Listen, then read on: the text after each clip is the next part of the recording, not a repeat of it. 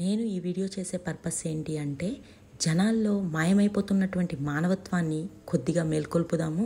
మతం కంటే మనకి మనిషిగా మానవత్వమే ముఖ్యమని చెప్దామనేదే ఈ వీడియో యొక్క ద మెయిన్ ఇంటెన్షన్. ఎవరైతే ఎంటర్టైన్మెంట్ కోసం చూస్తారో వాళ్ళు ఈ వీడియోని ఇక్కడితోనే స్కిప్ చేసేయచ్చు, అస్సలు చూడాల్సిన అవసరం లేదు. నిజంగా చూద్దాము అని ఫిక్స్ అయిన వాళ్ళు ఉంటే complete word by word ending వరకు వినండి. వినే ఆలోచన మీలో ఉన్నప్పుడు మాత్రమే మొదలు పెట్టండి, లేకపోతే ఈ వీడియోని ఇక్కడితోనే ఆపేసేయండి. ఎందుకు చెప్తున్నానో వినండి.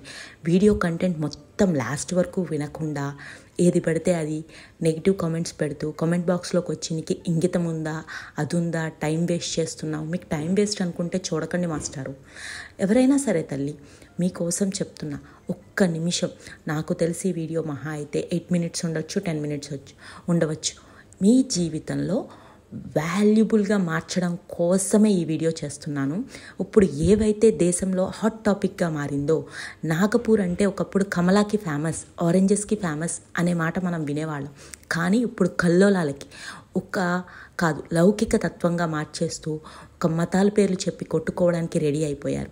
దీనికి కారణంగా ఏ మూవీని చూపిస్తున్నారు అంటే చావా సినిమాని చూపిస్తున్నారు. నిజంగా ఒక సినిమా నీకు చరిత్రలో జరిగిపోయినటువంటి విషయాన్ని, దాదాపు ఇది జరిగి 450 సంవత్సరాలు జరిగిపోయింది. గతాన్ని నువ్వు మార్చలేవు, నేను మార్చలేను. కానీ గతంలో జరిగిపోయినటువంటి విషయాన్ని నీ ఎడ్యుకేషన్ సిస్టమ్ కానీ, నీ ఎల్డర్స్ ఎవరు నీకు తెలిసేలా చేయలేదు.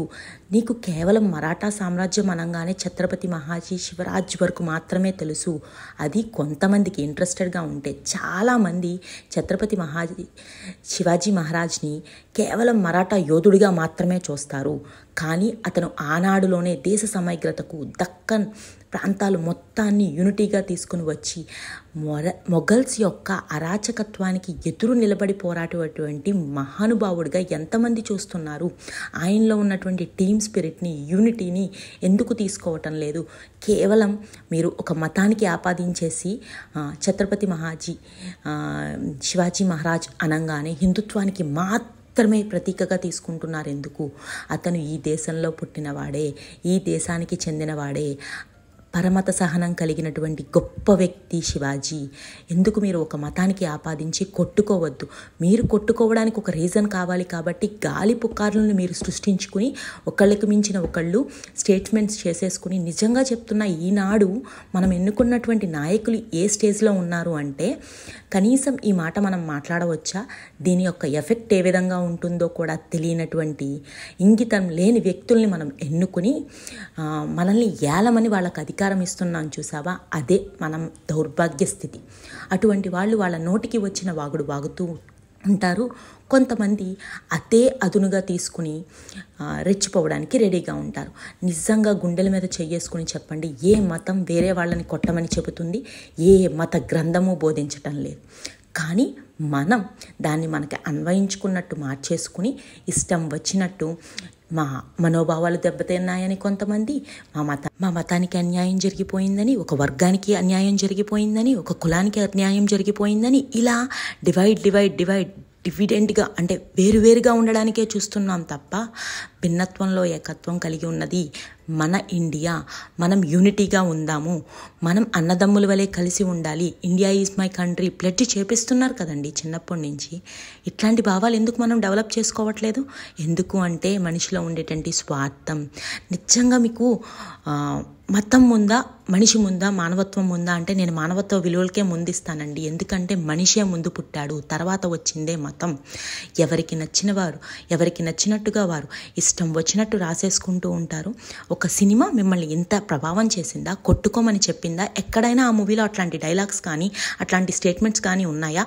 నువ్వు నేటి సమాజానికి అనుభవించేసుకుని మీకు కొట్టుకోవడానికి ఒక కారణాలు కావాలి కాబట్టి ఆ మూవీని చూపిస్తున్నారు. నిజంగా ఆ మూవీలో చూపించింది చాలా తక్కువ.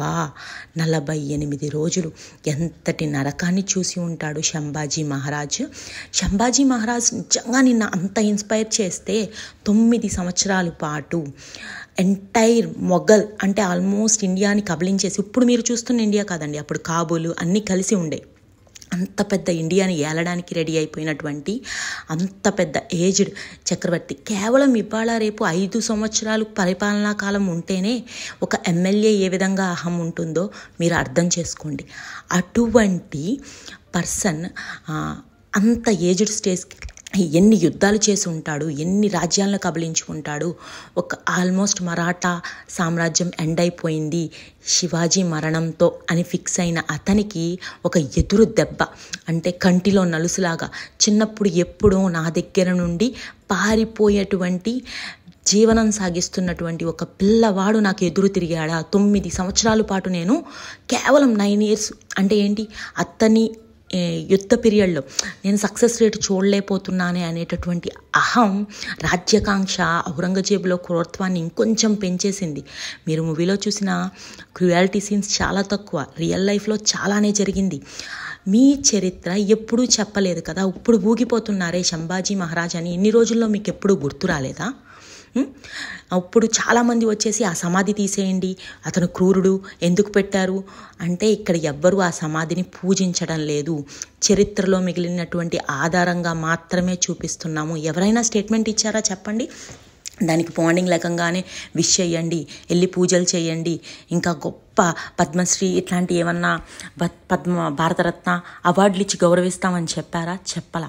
సంభాజీని సనాతన ధర్మాన్ని కాపాడే వీరుడిగా, స్వతంత్ర కాక్ష రగిలించిన వీరుడిగా చూడండి, ఇన్స్పైర్డ్గా తీసుకోండి. ఇతను చరిత్ర మిగిల్చినటువంటి ఆధారం, చరిత్ర ఆధారాలను నాశనం చేసుకోవద్దు.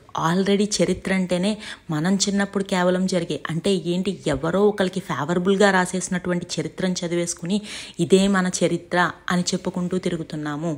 నిజంగా చెప్తున్నా, ప్రతి ఫ్యామిలీకి ఒక చరిత్ర ఉంటుంది. మీ తాతగారికి, వాళ్ళ తాతగారికి మంచి ఉంటాయి, చెడు ఉంటాయి.